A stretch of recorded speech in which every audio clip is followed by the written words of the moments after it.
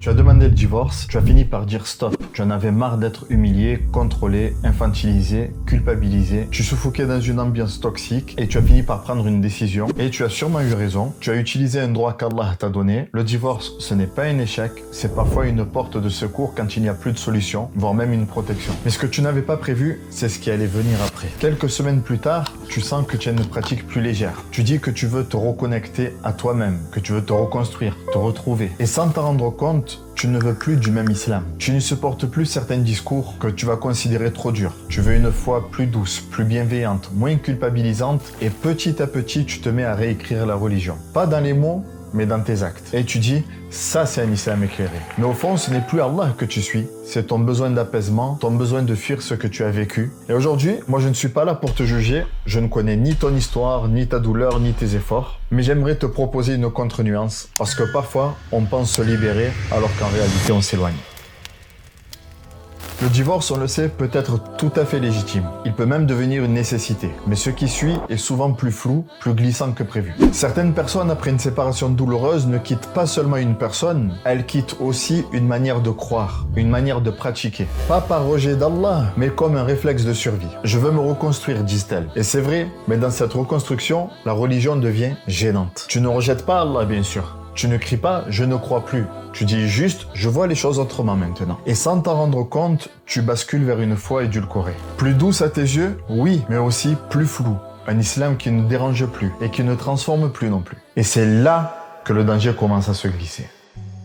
Après une épreuve, tout ne s'effondre pas toujours d'un coup. Parfois, c'est beaucoup plus subtil. Ce n'est pas que tu ne crois plus, c'est que tu réinterprètes. Tu pries peut-être moins, non pas parce que tu ne crois plus à la prière, mais parce que tu ne la vois plus comme un besoin. Bien sûr, tu ne dis pas que l'islam est faux. Tu dis juste, ce n'est pas ça la vraie volonté de Dieu. Et là, tu entres doucement dans ce qu'on appelle un soi-disant islam éclairé. Un islam où on ne parle plus de haram, de hijab, de devoir. Un islam où on cherche la paix intérieure, mais en fuyant les exigences. Et tu dis, je suis en reconstruction, mais cette reconstruction se fait sans cadre, sans fondation et surtout sans limite. Alors qu'Allah nous dit, as-tu vu celui qui a pris sa passion comme divinité? Ce verset, il te montre un piège redoutable. Croire qu'on suit Dieu alors qu'en réalité, on suit ce qui nous arrange. Et ça ne commence pas avec une rébellion, ça commence avec une blessure. Et cette blessure, au lieu de te rapprocher d'Allah, devient un prétexte pour tout redéfinir. Pas la douleur qui t'a écarté de lui, mais la manière dont tu as voulu la gérer. Et c'est là que l'égarement se glisse. Dans cette sincérité pleine de souffrance, mais sans lucidité. Tu dis que tu veux retrouver un équilibre, et c'est sain, voire même nécessaire. Mais parfois, ce qu'on appelle équilibre, ce n'est pas un retour au juste milieu. C'est juste une fuite vers ce qui nous fait moins mal. Tu veux un islam plus doux? Très bien.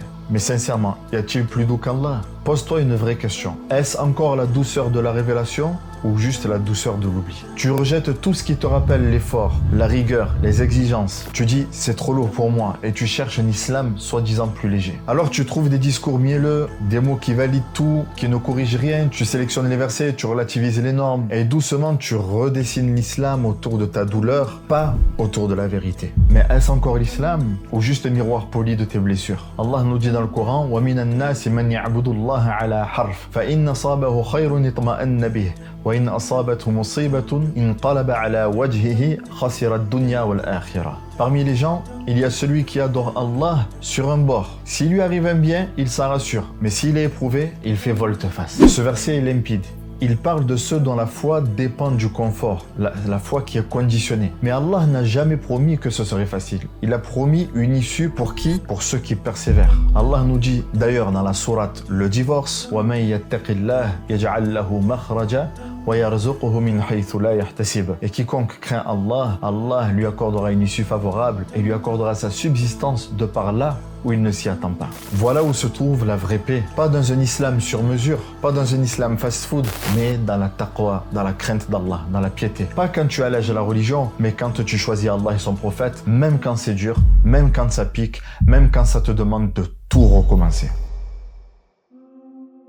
Et c'est ici que tout se joue. pas dans ce que tu as vécu, mais de ce que tu en déduis. Et l'un des plus grands pièges, c'est de confondre la religion avec ceux qui t'ont fait du mal. Tu n'as pas fui Allah, tu as fui une ambiance qui était lourde, un discours mal transmis, des personnes toxiques. Mais écoute bien ça, ce n'est pas Allah qui t'a blessé, ce n'est pas l'islam qui t'a broyé, c'est une personne, c'est un comportement, c'est une injustice humaine. Allah nous dit « Wa ma rabbuka bidhallamin lil abid » Ton Seigneur n'est jamais injuste envers les serviteurs. Ne laisse pas une personne te faire haïr la pudeur, ne laisse pas une ambiance toxique te faire fuir la droiture, ne laisse pas une injustice humaine effacer une vérité divine. Et maintenant que tu es libre, libre de cette relation, libre de ce contrôle, libre de ce regard, tu peux enfin redécouvrir un islam pur, un islam choisi, pas imposé, un islam vécu, pas subi, un islam entre toi et Allah subhanahu wa ta'ala. Mais attention, ce retour vers Allah, ce n'est pas juste une sensation. Ce n'est pas juste croire dans son cœur et basta. Un islam sincère, c'est une soumission réelle, du cœur, des paroles et des actes. Ne te dis pas, je suis sincère donc c'est bon. Non, ce discours c'est une illusion. La vraie foi, la véritable foi, c'est revenir à Allah comme lui l'a voulu, pas juste comme toi tu le ressens. Et c'est maintenant, aujourd'hui que tu peux le retrouver, pas dans un islam allégé,